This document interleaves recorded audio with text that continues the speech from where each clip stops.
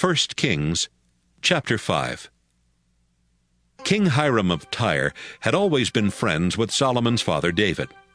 When Hiram learned that Solomon was king, he sent some of his officials to meet with Solomon. Solomon sent a message back to Hiram. Remember how my father David wanted to build a temple where the Lord his God could be worshipped? But enemies kept attacking my father's kingdom, and he never had the chance. Now, thanks to the Lord God, there is peace in my kingdom, and no trouble or threat of war anywhere. The Lord God promised my father that when his son became king, he would build a temple for worshiping the Lord, so I've decided to do that. I'd like you to have your workers cut down cedar trees in Lebanon for me. I will pay them whatever you say, and will even have my workers help them. We both know that your workers are more experienced than anyone else at cutting lumber. Hiram was so happy when he heard Solomon's request that he said, I am grateful that the Lord gave David such a wise son to be king of that great nation. Then he sent back his answer. I received your message and will give you all the cedar and pine logs you need.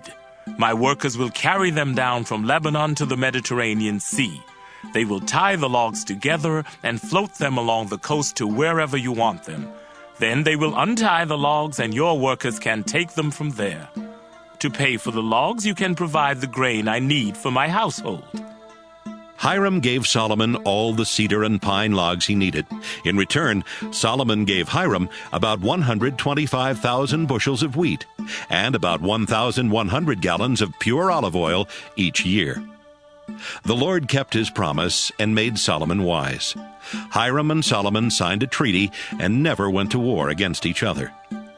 Solomon ordered 30,000 people from all over Israel to cut logs for the temple, and he put Adoniram in charge of these workers. Solomon divided them into 3 groups of 10,000. Each group worked 1 month in Lebanon and had 2 months off at home.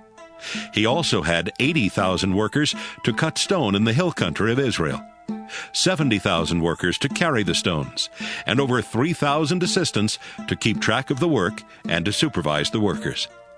He ordered the workers to cut and shape large blocks of good stone for the foundation of the temple. Solomon's and Hiram's men worked with men from the city of Jebel, and together they got the stones and logs ready for the temple.